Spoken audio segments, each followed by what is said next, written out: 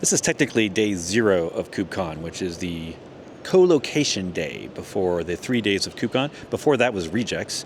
So at Rejekts, the theme was kind of secure computing. It almost feels like we're figuring out how to manage and secure everything we've been deploying for the last 10 years in containers.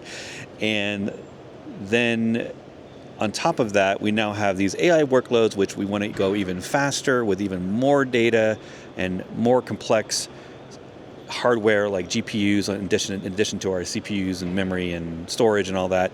So we're getting more complex at the same time that we're trying to go faster, and more than ever, we're trying to secure this stuff and keep everything as low CVEs, if not zero CVE vulnerabilities as possible. So it felt like a lot of this stuff was not necessarily new ideas around computing, although the one interesting thing at Rejekts that I saw multiple times was around the idea of us taking our VM platforms, or basically like replacing the container runtime with something that's a little bit more secure for multi-tenancy and allows you to do things like VMs that are not VMs. It's kind of a weird area where Microsoft and others were kind of showing off ideas around how we could do better than Linux namespaces when you have to worry about maybe a privileged container showing up and suddenly having access to everything else on the node.